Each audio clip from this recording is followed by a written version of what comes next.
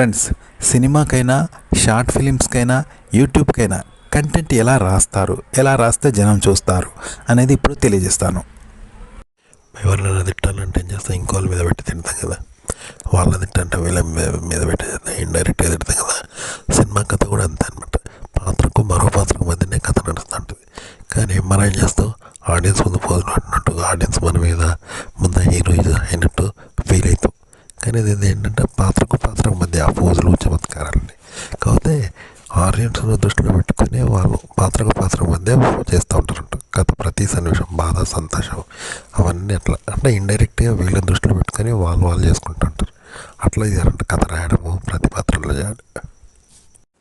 మామూలుగా సినిమాకైనా సరే, టీవీకైనా, యూట్యూబ్కి కంటెంట్ అయినా, సినిమా అయినా ఎట్లుంటుంది, షార్ట్ ఫిల్మ్స్ అయినా ఎట్లుంటాయంటే, ఇప్పుడు చాలామంది ఏం చేస్తారు, వెటకారంగా మాట్లాడతారు, ఎక్కిరించినట్టు మాట్లాడతారు, పుల్లరుపు మాటలు మాట్లాడతారు, తెలుసు కదా. ఇవన్నీ కూడా ఆ విధంగానే మాట్లాడతారు. పుల్లరుపు మాటలు వెటకారంగా, పుల్లరుపు మాటలుగా మాట్లాడతారు, ముఖం చూడకుండా. కానీ ఇక్కడ ఏంటంటే పుల్లరుపు మాటల్ని పుల్లరుపుగా కాకుండా జెన్యున్గా మాట్లాడతారు, పాజిటివ్, అది సహజం అన్నట్టుగా. ఓకే, అట్లా అనమాట. అలా వెటకారము, హేళన, వ్యంగ్యము ఇవన్నీ కూడా జెన్యున్గా ఉంటే ఎట్లుంటాయి, అవి నెగిటివ్ కాదు, పాజిటివ్గా ఉంటాయి. జెన్యున్గానే అలా ఉంటే ఎట్లుంటుంది, ఆ విధంగా చూపెడతారు అన్నట్టు. కథను మొత్తం, జీవితాన్ని, కథను అట్లా చూపెడతారు అన్నట్టు. అది నిజంగా ఎక్కడ ఉండదు, కానీ అట్లా చూపెడతారు అన్నట్టు. ఓకే, ఇలా చూపెడతారు. మీరు కంటెంట్ అయినా ఇలాగే రాయాలి, ఇలా చెప్పుకోవాలి, ఇలాగే రాయాలి, ఇలాగే మాట్లాడాలి. వేరే వాళ్ళ ఆర్టికల్ చదివినా ఇలాగే చెప్పచ్చు, లేకుంటే యూట్యూబ్కు షార్ట్ ఫిల్మ్స్ కూడా ఇలాగే చెప్పచ్చు, సినిమా కూడా ఇలాగే చెప్తారు. కంటెంట్ అంటే కంటెంట్ చెప్పడమే కాదు, కంటెంట్ క్రియేట్ చేయడము, రాయడము, సృష్టించడం కూడా ఇలాగ ఉంటుంది అనమాట. అంటే ఎట్లుంటుందంటే, ఇప్పుడు చెట్టు లేని ఎక్కడన్నా ఇత్తనం పండు వస్తుందా, కానీ చెట్టు చూపెట్టరు, పండే వస్తుంది. పండే చెట్టులాగా బిహేవింగ్ చేసేటట్టుంటుంది, ఆ విధంగా ఉంటుంటారు. అంటే వెటకారంగా చూపెట్టరు. కారెడ్డము, వెటకారము ఇలాంటివి ఉంటాయి కదా, పుల్లవిరుపు మాటలు. అవి పుల్లవిరుపు మాటలు చూపెట్టరు. వాటిని ఎలా చూపెడతారు అంటే జెన్యున్గానే చూపెడతారంట. అంటే చెట్టును నుండి పండు వస్తుంది, కానీ చెట్టు లేదు, పండును పండులాగా చూపెడతారు, పండే చెట్టు అన్నట్టుగా చూపెడతారు. అంటే అట్లుంటుంది అనమాట. అంటే ఊహించడము, చెప్పడము, రాయడము, క్రియేట్ చేయడము అన్నీ ఇలాగే ఉంటాయి అన్నట్టు. కంటెంట్ ఎలా క్రియేట్ చేస్తారు, ఎలా చెప్తారు, ఎలా రాస్తారంటే, ఒక వ్యక్తి మంచి అంపైర్లు కొట్టిండు, కానీ అది నవ్వుతూ కొట్టిండు అనుకో, ఎట్లుంటుంది, నవ్వుతూ కొట్టిండు కదా, కొట్టాలైతే కొట్టలేదు, మరి నవ్వుతూ కొట్టినా దెబ్బ తాకుతుంది. వాడిని నవ్వులాట తీసుకొని ఫ్రెండ్లీ అయినా కొడతాడు, ఫ్రెండ్షిప్తో కొడతాడు, కానీ పేడ కూడా చెంప దెబ్బ తాకుతుంది. అప్పుడు ఎట్లుంటుంది, అది దెబ్బ తాకుతుంది. ఇలాగే ఫ్రాంక్ పేరుతో అడగరాని ప్రశ్నలు అడుగుతారు. సీయింగ్ ఈజ్ బిలీవింగ్, చిన్న పోరడ్స్ కట్టి లిఫ్ట్ చేస్తాడు, ఆమె చూపిస్తూ ఉంటుంది. ఇది కూడా అలాంటిది అనమాట. మంచి రూపంతో చూపెడతాడు, కానీ చేయరాని విధంగా చేస్తాడు ఆ పోరడు. ఆమె చూపించాలని చూపిస్తుంది, వాడు చేయరాని పని చేస్తాడు, కానీ పాజిటివ్గా చూపిస్తట్లుంటుంది. అందరికీ నెగిటివ్ అయినా పాజిటివ్గా పడుతుంది, కానీ నెగిటివే కదా. అట్లుంటాయి కంటెంట్ అనే కథలని. సినిమా కథలైనా అట్లా చూపెడతారు, కంటెంట్ అయినా అలాగే క్రియేట్ చేస్తారు, ఫ్రాంక్ వీడియోలు అట్లా చేస్తారు. ఇట్లానే ఉంటుంది అన్నట్టు. మీరు యూట్యూబ్ కూడా కంటెంట్ ఇలాగే క్రియేట్ చేయాలి. పొమ్మన లేక పొగ పెడితే ఎట్లుంటుందో అట్లుంటారంట. కంటెంట్ అలా క్రియేట్ చేస్తారు, సినిమాకైనా, యూట్యూబ్కైనా, దేనికైనా. పొమ్మననే పొగ పెడితే అవతల లేచిపోతాడు కదా. అంటే పొమ్మన్నట్టు అవుతుంది, ఎందుకు పొమ్మన్నావు అని అడుగుతారు. కాబట్టి పొగ పెడితే ఏం చేస్తాడు, వాడు లేచిపోతాడు కదా. మనకు అర్థమైంది, పొమ్మంటానని అర్థమైంది, అయ్యో గట్ల పోతాను అని మళ్ళీ అంటారు. కానీ వాడు లేచిపోతాడు, వాడిని కూడా అర్థమైంది పెట్టాలని, కానీ పైకి అయ్యో గట్ల లేచిపోతాను అంటారు. అంటే నువ్వు లేచిపోతాను అన్నట్టుగా. ఒక సినిమాలో వీడియో లేచిపోయినట్టు చూపెడతారు అన్నట్టు. అలాగే రమ్మనలేక గేట్ తెరిచినట్టు. గేట్ తెరిస్తే ఎవరైనా వస్తాడు కదా. అయితే ఈ రమ్మన్నది, గేట్ తెరిచింది అవన్నీ చూపెట్టారు.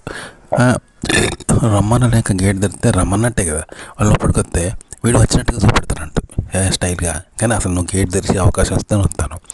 గాలి, నీరు పల్లానికి వ్యాపిస్తుంది కదా, కానీ ఆ పల్లాన్ని చూపెట్టకపోతే నీరే పోయినట్టు ఉంటుంది కదా. అట్లా అన్నట్టు, ఇట్లా ఉంటుంది అన్నట్టు. కథల్లో ఇలా చూపిస్తారంట, ఇలా క్రియేట్ చేస్తారు. కంటెంట్ కూడా ఇలాగే క్రియేట్ చేయండి, ఇలాగే చెప్పండి, ఇలాగే మాట్లాడండి, ఇలాగే సృష్టించండి. మన ఇంటికి పరాయిని అబ్బాయిని పిలిచి ఆడవాళ్ళకి లైన్ వేసాడు తప్పు కాదు, ఆడవాళ్ళు ఇట్లా బట్టలు ఇస్తారు, ఆడవాళ్ళు పక్కన ఇస్తారు, ఆడవాళ్ళన్నీ శృంగారంగా చెప్తాను అనుకో, ప్రోత్సాహకరంగా, ఎంకరేజ్కరంగా. పెళ్ళిగాని వాళ్ళు మాట్లాడుకున్నట్టు మాట్లాడితే ఆ పెళ్ళిగాని కుర్రాడు ఏం చేస్తాడు, వీని పెళ్ళానికి లైన్ వేస్తాడు, వీని పెళ్ళానే చెప్తాడు, వీనికే మోసం చేస్తాడు. అట్లుంటుంది అన్నట్టు.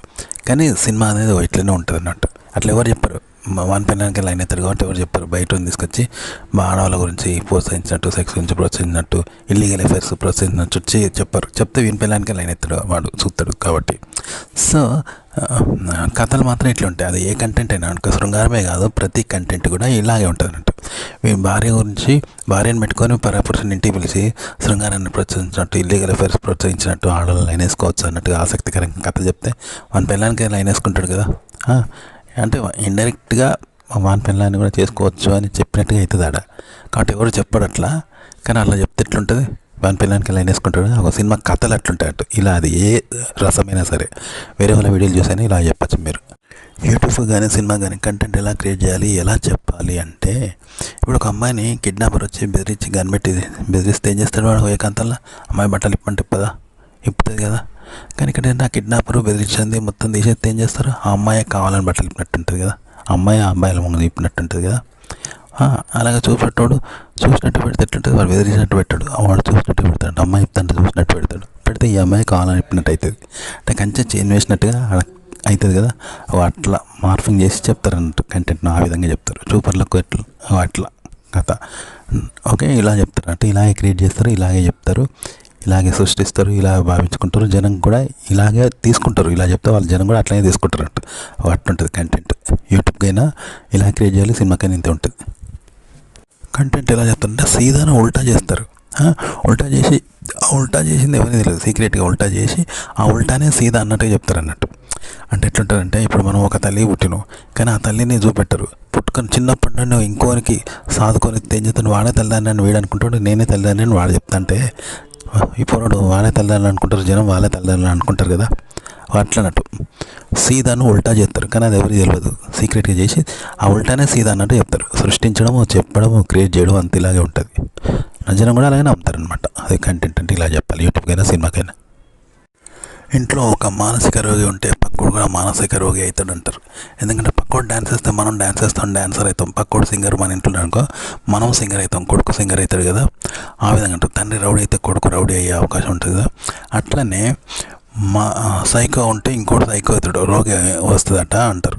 అది కామన్ అనమాట. అయితే ఇదే విధంగా కంటెంట్ అనేది మీరు జనం ముందు మాట్లాడుతుంటే మీరు ఏ అనుభవంతో చెప్తారో, ఏ ఆలోచన అనుభూతితో చెప్తారో అది వాళ్ళ మీద కూడా పడుతుంది అన్నట్టు ప్రభావం, చూసే వాళ్ళ మీద. అదే అనుభవం, అదే అనుభూతి, అదే ఆలోచన అనేది వాళ్ళకి కలుగుతూ ఉంటుంది. చూసారా, సినిమాని చూస్తే మనకి ఎట్లా కలుగుతుందో అలా కలుగుతుంది అనమాట. ఎందుకంటే మీరు చెప్పే విధానం అనేది ఆడియన్స్ మీద పడుతుంది. కాబట్టి మీరు అనుభవంతో చెప్పాలి, అనుభూతితో చెప్పాలి, ఆలోచనతో చెప్పాలి. చేస్తే వాళ్ళ అనుభూతి, వాళ్ళ ఆలోచన, వాళ్ళ శరీర అనుభవం, అనుభూతి వాళ్ళకి కలుగుతుంది. మీకు కలిగిందే వాళ్ళకి కలుగుతుంది అనమాట. గుర్తుపెట్టుకోండి. అలాగే మీరు కంటెంట్ చేసేటప్పుడు అంటే అనుభూతి, అనుభవం, ఆలోచనతో చేస్తేనే మీరు కంటెంట్ చేయగలుగుతారు. చెప్పేటప్పుడు అలాగే అనుభూతి, అనుభవంతో చెప్పండి, ఆలోచనతో చెప్పండి. వాళ్ళ మీద కూడా అదే పడుతుంది. వేరే వాళ్ళ వీడియోలు చదివినా సరే మళ్ళీ మీ అనుభవంతో, మీ ఆలోచనతో, మీ అనుభూతితో చెప్పండి. మీ అనుభవంతో, మీ ఆలోచనతో, మీ అనుభూతితో మీరు క్రియేట్ చేయండి. మళ్ళీ మీ అనుభూతితో, మీ అనుభవంతో, మీ ఆలోచనతో చెప్పండి. అప్పుడు మీ ఆడియన్స్ మీద కూడా అదే పడుతుంది అనమాట. అలాగే ఒక రచయితలోని టాలెంట్ ఎలా ఉండాలంటే, ఉదాహరణకి అమెరికా వాడి దగ్గర అణు ఆయుధాలు ఉంటాయి. వాటిని ఉపయోగించి ఇరాక్ మీద విజయం సాధించాడు. కానీ తనకు అణు ఆయుధాలు ఉన్నాయని, వాటిని జనానికి తెలియజేయాలని, తన టాలెంట్ని చెప్పుకోవాలని అతను చేయలేదు. కేవలం శత్రువును ఓడించడానికి పదునైన ఆధునిక ఆయుధాలు వాడాడు. మీ టాలెంట్ కూడా అంతే. అద్భుతమైన మీ టాలెంట్ ఉండాలి, కానీ నా దగ్గర టాలెంట్ ఉంది, నేను టాలెంటెడ్ అని చెప్పుకోవడానికి ఆ టాలెంట్ ఉపయోగించకండి.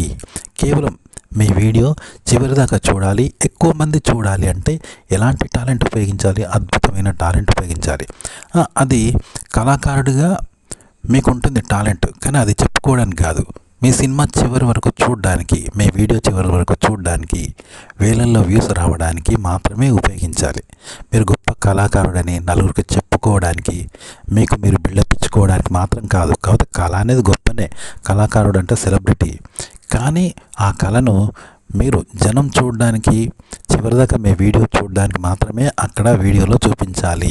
ఇప్పుడు పెద్ద సింగర్ ఉంటాడు, బాలసుబ్రహ్మణ్యం, బయట సింగర్ కావచ్చు, అతను గొప్ప సింగరు, అందరికీ తెలుసు, కళాకారుడు, సెలబ్రిటీ. కానీ సినిమాల్లో అతను సెలబ్రిటీ కాదు, తన గొంతు ఒక హీరోకి ఇస్తాడు. ఒక గొప్ప సింగర్ ఏం చేస్తుంది, తన సెలబ్రిటీ అని బయట కావచ్చు, కానీ సినిమాల్లో ఒక హీరోయిన్కి ఇస్తుంది. ఆ హీరోయిన్ పాడినట్టుగా గొంతును వాడతారు తప్ప ఆ సింగర్ పాడినట్టుగా ఉండదు కదా.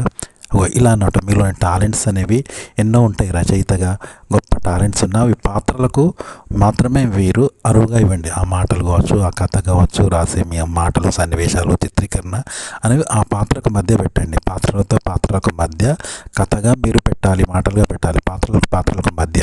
దాన్ని మిమ్మల్ని మీరు నిరూపించుకునే ప్రయత్నం చేస్తూ మాత్రం పెట్టకండి. ఓకే, మీరు పాత్రలకు మధ్య పెట్టాలి. అక్కడ మీకు గుర్తింపు లేదు, మీకు బయట గుర్తింపు ఉంటుంది, కానీ ఆ వీడియోలో కానీ ఆ సినిమాలో కానీ మీకు గుర్తింపు ఉండదు. కేవలం ఆ సినిమాలో భాగంగానే చూస్తారు. పాత్రలకు మధ్య మాటలుగా, కథలుగా, సన్నివేశాలుగా చూస్తారు.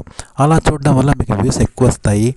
చివరిదాకా మీ వీడియో చూస్తారు. అంతవరకే మీ టాలెంట్స్ అనేది గుర్తుపెట్టుకోండి.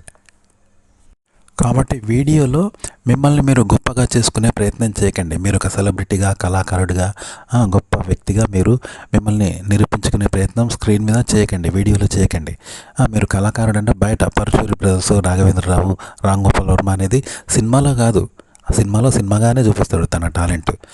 కానీ బయట రామ్ గోపాల్ వర్మ అంటే బయట అనమాట. కె విశ్వనాథ్, రాఘవేంద్రరావు, చిరంజీవి అవి బయట గుర్తింపు వస్తుంది కళాకారుడిగా.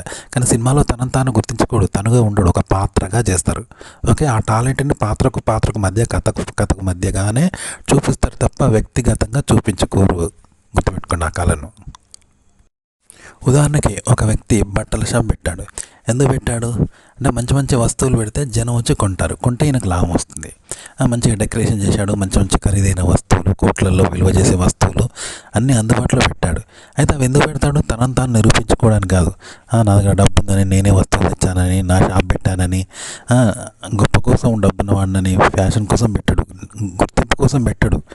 అలా పెట్టడం వల్ల జనం వస్తారు. జనం వస్తే వాళ్ళకు కావాల్సిన వస్తువులు లభిస్తాయి. కాబట్టి జనం కొంటారు. కొంటే ఈయనకు లాభం వస్తుంది. ఈయన లాభం కోసం అవి పెడతాడు తప్ప తనను తాను గుర్తింపు పొందాలని వస్తువుల షో పెట్టాడు, ఎగ్జిబిషన్ పెట్టలేదు కదా. మీకు కూడా కళ ఉంటుంది వ్యక్తిగతంగా, అది బయట వీడియో బయట మీకు కళ ఉంటుంది. మీరు ఒక కళాకారుడు, బయట స్క్రీన్లో కానీ సినిమా అది పేపర్లో కానీ మీకు టీవీలో ఇంటర్వ్యూ చేస్తారు. అప్పుడు కళాకారుడుగా జనం గుర్తిస్తారు, సెలబ్రిటీగా గుర్తిస్తారు. కానీ సినిమాలో కాదు. మీ కళ సినిమాల్లో పాత్రకు మధ్య, సినిమాలో కథలాగా, సన్నివేశాల్లాగా, మాటల్లాగా, పాత్రలకు మధ్య కథలాగా ఉంటుంది తప్ప మీ టాలెంట్ మీరుగా చెప్పుకోవడానికి మాత్రం ఆడ ఆస్కారం లేదు. అలా చెప్పుకోకూడదు. అలా ప్రయోగం చేస్తే మీకు గుర్తింపు వస్తే సినిమా చూడరు. గుర్తుపెట్టుకోండి.